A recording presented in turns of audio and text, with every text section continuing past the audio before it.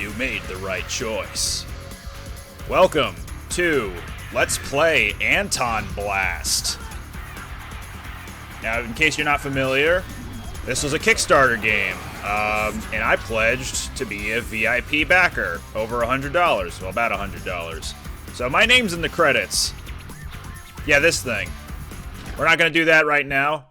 We're going to play through the entirety of Antonblast, hopefully getting all the collectibles along the way in one go. I can't promise Paul's all in one go. What does that mean? You'll find out.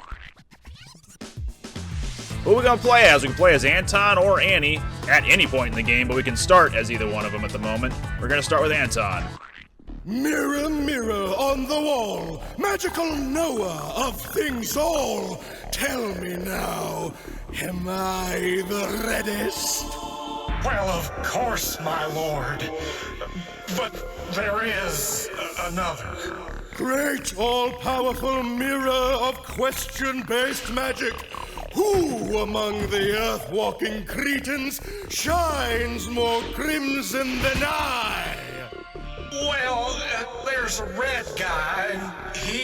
A red guy? Who is this red guy? Upon looking into this further, it would seem his name is Dynamite Anton. Yes! I demand that you find this Antoine, find out what he loves the most, and take it from him. He will come running, and I will siphon his delightfully rosy tone, leaving me the reddest being on and slash or in the planet.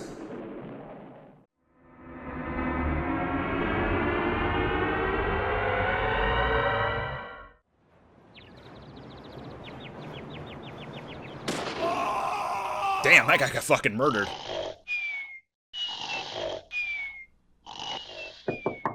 Yeah, come in. No, don't come in. No, leave. Leave now. Get out of here. Stop stealing my spirits. Oh, there they go. Okay, thanks. But you still took my spirits. Annie, you useless lump! Look what you did!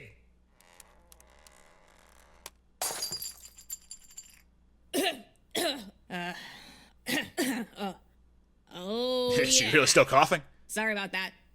There we go. Ah, resolved. Ah! That does it! I'm gonna find out who did this and blast them into teeny tiny little pieces! Boiler City! Hey, we're here in Antonblast. Before we move on, I just want to address the all-important ground pound, move, jump, and the B button on Xbox controls. And here, the jump pad, if you hold up and the jump button, you jump into the background, and you have our first collectible of this stage. Very easy to miss. Now anyway, Antonblast. Very Wario Land 4-like. You have your shoulder charge here with your X button.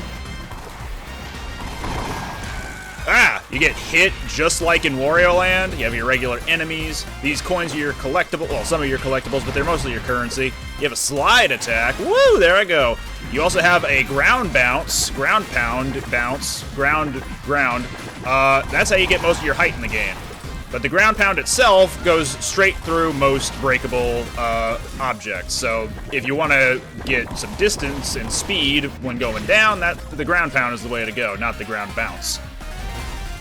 So you have a clutch meter at the bottom right there. If you boost again while it's red, you get an extra boost of speed as opposed to if you just mash it constantly while it's in the green area. We're jumping up here because there are secrets aplenty in this game. Only a few of them contain collectible secrets. Others are just for little bits of money. I'm homesick. The hair is so much cleaner in hell, you know? Man, even Boiler City is worse off than hell. And apparently Boiler City is located in Florida, so that checks out. Speaking of checkpoint. Pretty obvious what those are for. And as you can see, if you land on hard enough objects while you're ground bouncing, then you automatically go back into another ground bounce. Very good for keeping up a lot of the platforming in the game. I don't want to go too far ahead, because another very crucial secret is located in this room. When you jump on small boxes, you automatically bounce off of them, so be wary of that. It's not this thing. This is a roulette thing that will spawn out some extra coins. But you want to get on top of it, bounce off of it, and a demon tells you, if you know what button to press to enter doors, we're going to be here a while. Press up. Hey, what the? There he is. This is Paul. He's a hidden collectible. He's hidden in every single stage. If you collect all Pauls in every stage, then you unlock him as a playable character. I have not yet. So I don't really know anything else about him other than it's Paul. Of course, Antonblast, lots of explosions. Gonna be very loud starting off the game. Now, when you do start off the game, the audio levels are going to be at 100 a pop. Like, you're gonna be at max volume for everything. Sound effects, music, and voices. I would highly recommend bumping down the sound effects at the very least to about 80, 70, something like that, out of 100. It is less of a headache in the long run if you do that. Jump right at the edge there. Okay, maybe not. That's only if the platform over there was knocked down. But anyway, we got a spray can, and now we're suddenly colored differently. Kind of like a certain yellow-clothed plumber from the Super Mario series. Sometimes you just gotta wonder. And speaking of Wario Land-inspired stuff, Pizza Tower exists, and that got a lot of acclaim when that first came out, and between the two, which one's better, would I say? I say, shut the fuck up, they're both amazing. For their own different reasons, obviously, but you shouldn't avoid playing one over the other. They are both incredible games. What I've been doing is slingshotting myself whenever I shoulder tackle enemies, and that's what happens when you push the clutch button, the shoulder tackle button again once you make contact with something, so you get a nice boost of speed that way. Anyway, here we have a red dumpster, and all of a sudden we're in Virtual Boy territory. So not only is this game Wario Land 4 inspired, it's also Wario Land Virtual Boy inspired. Not just with these red areas with the red guy, but with the whole jumping into the background mechanic. That was also in Virtual Boy Wario Land. Never went over to any other Wario Land games because, surprise, surprise, there are only like 6 Wario Land games. Numbered 1 through 4, Virtual Boy, and Shake It. Anyway, we got a proper roulette right there, and a 25,000 point chip. Man, we're gonna be gambling like crazy with these chips, huh? Down we go. Into the basement dweller's room. I love that there's so much charm in this game that every room has its own unique name to it. These are the doors, not very creative. The ace of spades, because every stage also has these dynamite buttons. Coded to a specific playing card suit. So there are 4 in every stage. They are not required for like completion percent or anything, but usually they just lock off parts of the stage that you need to that are either blocking your way or are blocking your way for optional collectibles. So again, you don't have to do them. You can.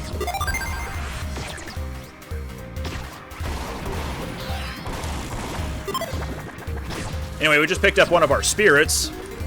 Another one of the collectibles in every stage, but is often the absolute easiest one to find because it's usually right in the way of where you need to go. There's the diamond switch. And more blowing up stuff with more poker chips available to us. We just entered room 666, by the way, or pillar 666.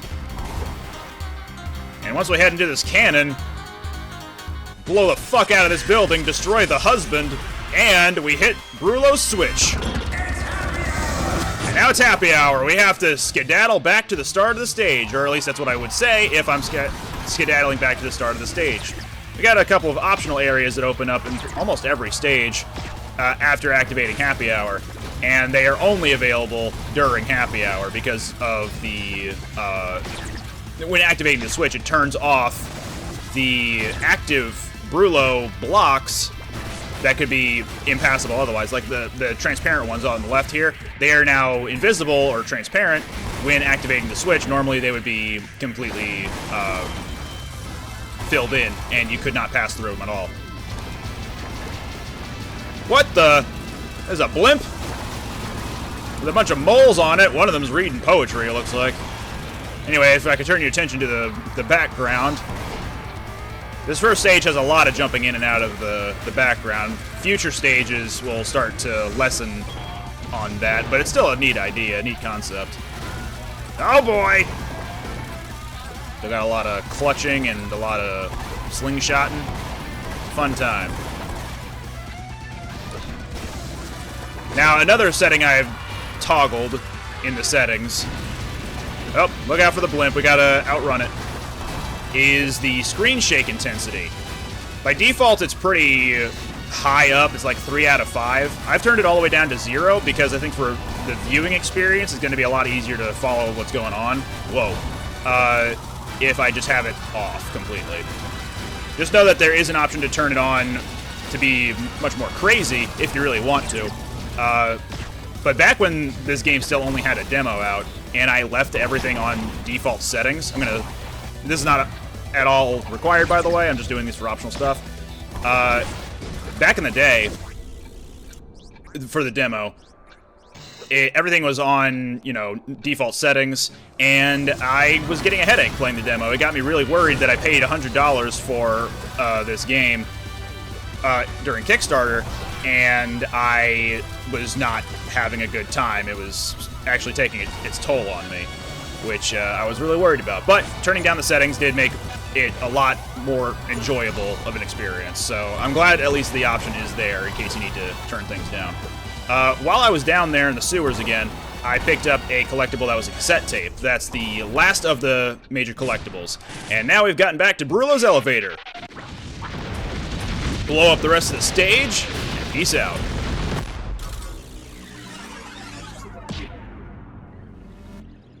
Alright, the 4 major collectibles, not counting Paul. Paul is always a hidden collectible, and he is not required for collection completion on your game save on the main screen.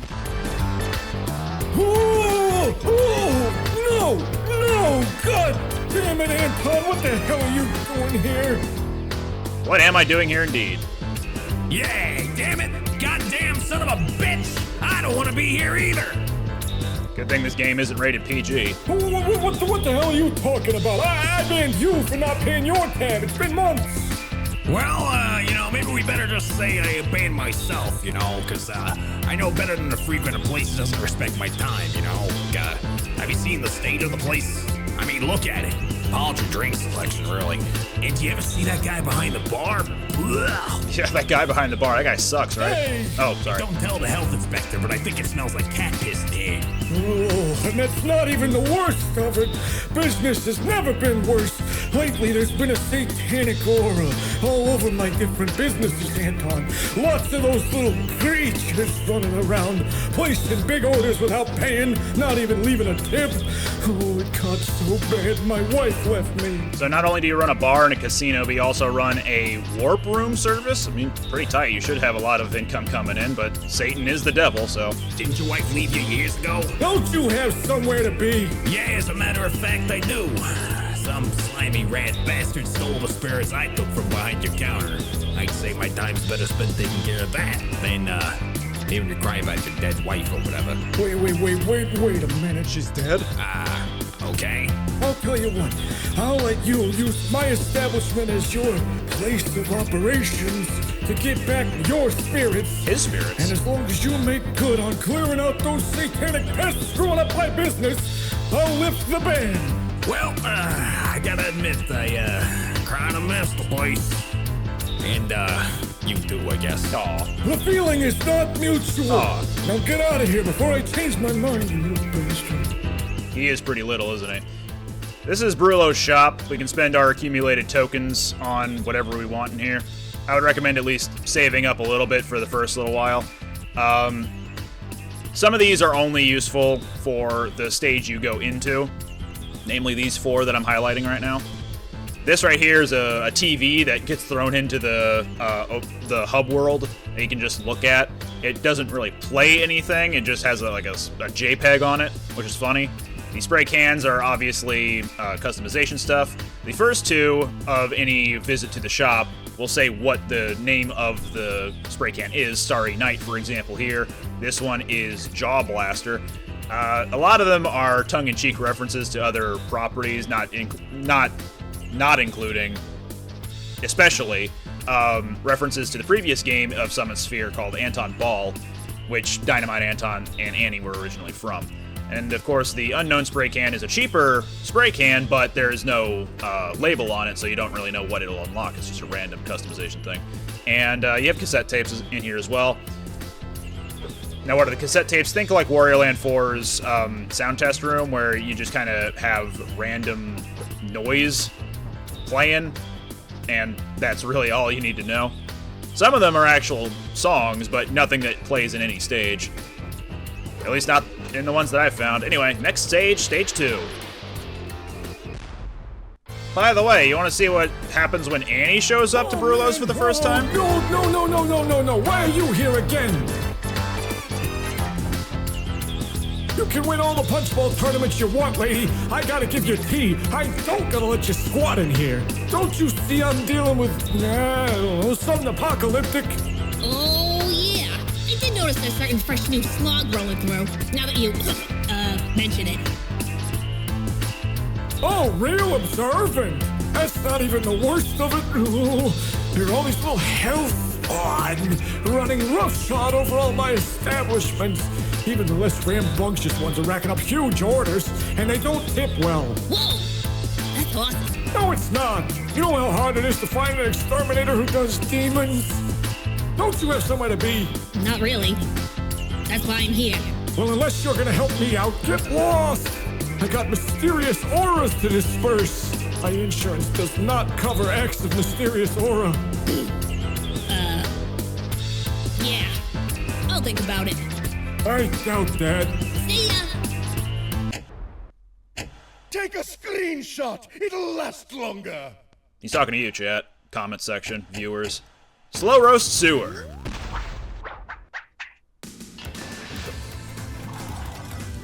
So not only does this game have inspiration taken from Wario Land, it also has a lot of Crash Bandicoot inspiration. Like the spinning, for example, is constant in Crash Bandicoot. And the music, a lot of it does sound pretty Crash Bandicoot-y, especially some of the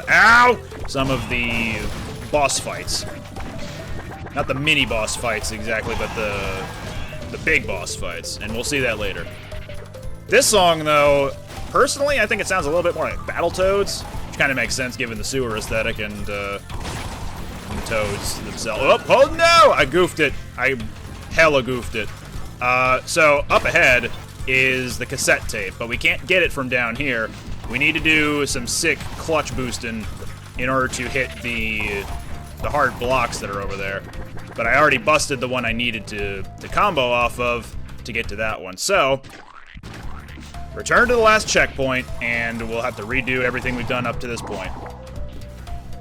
If I'm gonna get all the collectibles. If in the future I miss specifically Paul, on my first attempt, I'm just gonna call it quits there and return to it at another time. Man, I fell for that again. Fell for that too. That's crazy. I've only played through the game from start to finish twice, so I'm not really in the upper echelon of players of the game. I kind of know where to find all the collectibles right now, kind of. Like, I have a vague idea, and I have gotten them all before, but it might take me a while to get fully used to it, is all I'm saying. Not a professional of the game. I do love Wario Land 4. Played through the game a couple times. Kind of know what I'm doing. Probably better than those who have only played the game the one time or at, like, never. They're like, oh my god, Antonblast came out and it's a Wario Land-like game like Pizza Tower. I'm gonna try it out. And then they get dunked on because the platforming in this game is actually pretty nuts at times. Before we move too far ahead, yeah, I busted that hard block I got up here. And note that there is a spade block right there. We're actually not going to be able to get to the spade until much later in the stage, probably only during happy hour. So, that's where Paul is located, spoiler alert. And I'll probably bring that up again once we get all the way back there.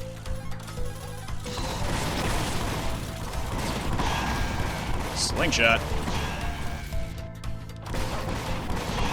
If I am going too fast, I do apologize. The devs of the game did try to make it out to be a speed game, kind of like how Pizza Tower ended up becoming. Where it started out as a Wario Land inspired game, and then it just became its own thing, which is good. Like, being able to develop something that's heavily inspired by a different property and then making your own thing out of it, that's really creative and fun.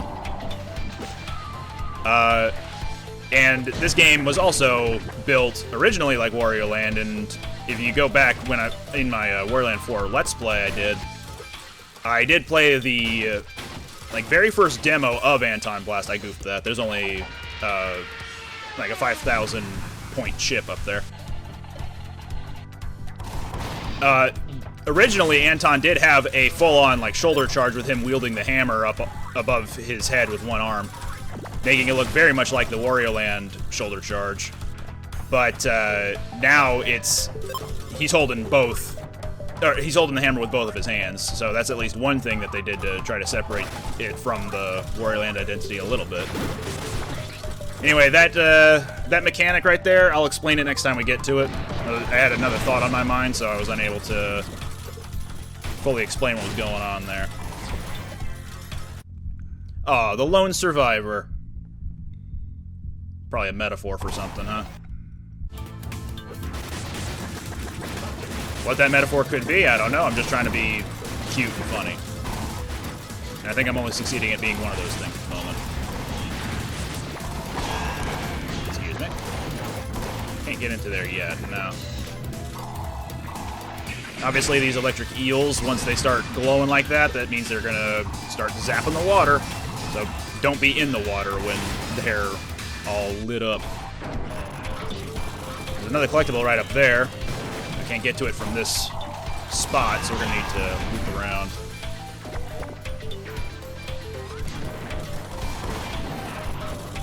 Bowl into the bowling pins, which is the only way of breaking them, by the way. You need to be rolling in order to get to through them. And there we go. So that's one of the 3 major collectibles of the stage, always titled something like Annie's Junk. Because Annie picks up random nonsense in each of these stages that she thinks is like treasure, but is just something really gross and unusual, or unusual, I should say. And then you have the cassette tape and the spray can. The spray can always is a different color per stage, but it is always a spray can. With Annie's Junk, it could be anything from a red banana peel on a hamburger wrapper to a like baseball glove with a little bit of fluff sticking out, and it's shaped like a little guy. But in every sense, it is still junk. What we got? Hey, 5K. That wasn't even the thing that I landed on. That was the... Was it 100 point? No, 1,000 point thing. The red ones, red chips.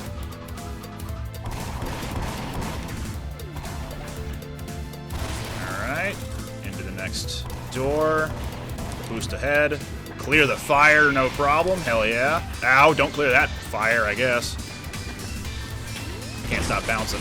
If you do find yourself in a position where you accidentally just press the bounce button one too many times while you're in the air, press it twice instead, and Anton will fully cancel every bounce attempt from here on. Okay, so this mechanic, it goes forward automatically. You cannot control it much. You can turn around like this, but that's kind of it. Your attack button charges into things, and that's how you bust open the 1-ton stuff. And now you can climb waterfalls by holding up. Excuse me.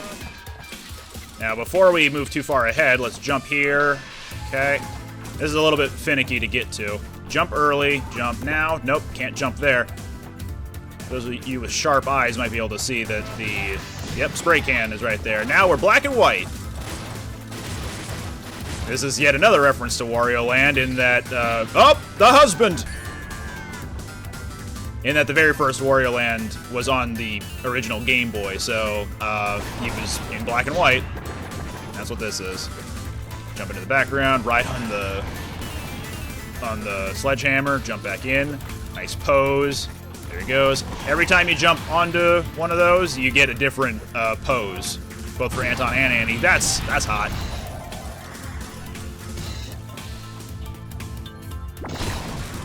All right, more swimming in this surprisingly clean sewer, honestly. I feel like if it was any dirtier or any more like Boiler City, then it would be colored differently. Alright, here's the spirit. Again, very easy, very in the way. You are more than likely going to... It's harder to miss it than to get it in almost every stage. Whoop! Alright, well, with that said and done, it's happy hour. So where can we go from... Okay, that answers my question. Through the fire and the flames. Silhouette levels. Donkey Kong Country, eat your heart out.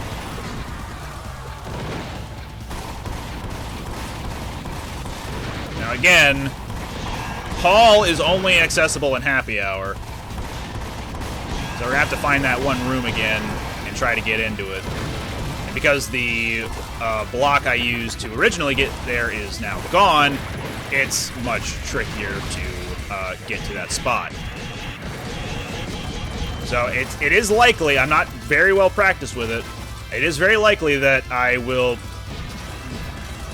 die when I get to that point, because I'll be trying too many times and will not be, you know, nailing it. But we'll see. We may get to see what it looks like to die in the game. And if I fail that one time, then I'm just going to forego getting him for this attempt and then get him later. Anyway, it's very much appreciated that the arrows pointing you in the right direction are here. Because, like, if they weren't there, it'd be very hard to remember, God, where did I come from and how do I get to where I need to go? So, very much appreciated. We also have new 500-point chips in the shape of Brulo's head, or face, or general exterior. They really are just 500-point tokens, and that's really all you need to know. Alright, into that little segment. And the secret to unlocking the spade is in here. Previously, we couldn't access this part because the clubs, the green one, were those blocks were in the way. And you can see the green paint splotches on the wall there indicating, like, yep, that was originally blocking the way, so we couldn't actually do anything there. The exit was right over there, but we need to come back over here to try to get Paul. We only have a minute left, though, so it's, again, very likely that I won't be able to get it. Head into the dumpster here. And now for the tricky part. You have to bounce on this very edge right here to get to Paul.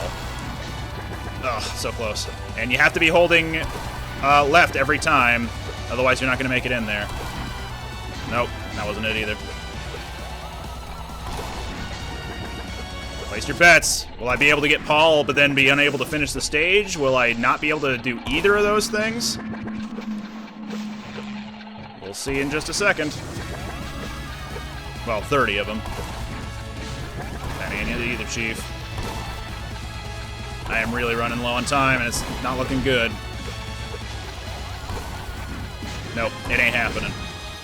But I'll still try to at least show that he is there, and not that I'm a liar. 10 seconds. Oh. Yeah, the exact spot I found that has worked before has been kind of around there. Yep, didn't do it. Up! And unfortunately, most happy hours, when you die during them, you have to start right at the beginning of the happy hour. Whole 3-minute time limit. I'm not gonna make you sit through all of this. So here you go. Here's back where the spade block was, the spade switch. Alright, it's been a few days since I've been back here, but I actually learned that there's an easier way of getting up there. Clutch right there-ish, and vault up there. There we go. And there he is. There's Paul. Cool. Now I have to just get out of here with my skin intact. All right, we're back from that little segment. We got a minute and 30 seconds left. Climb the ladder. Shoot ourselves up into the sky. Up. And back down.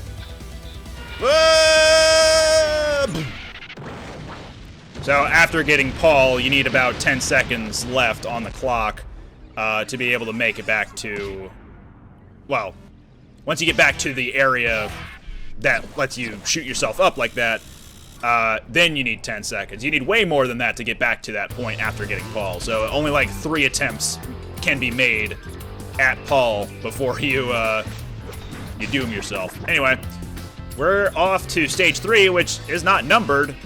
So what is this? What the? Ah! Boss fight?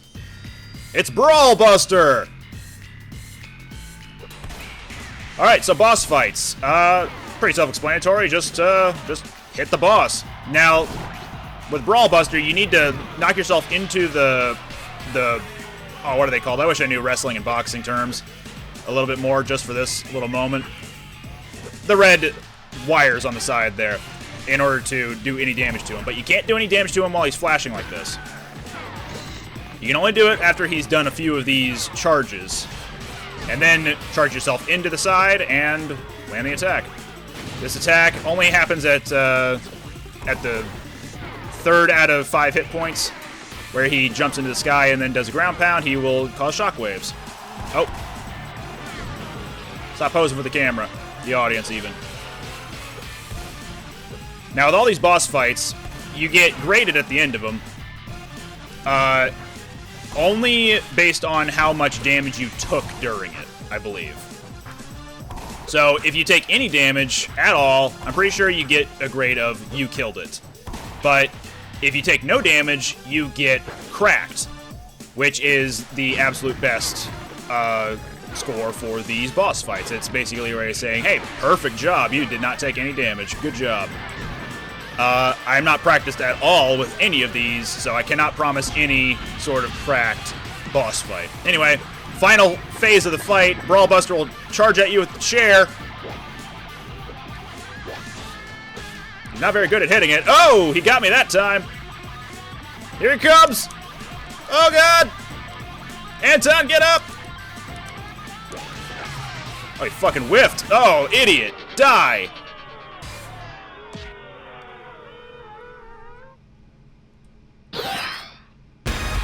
We did it. We got our spirit back from Brawl Buster.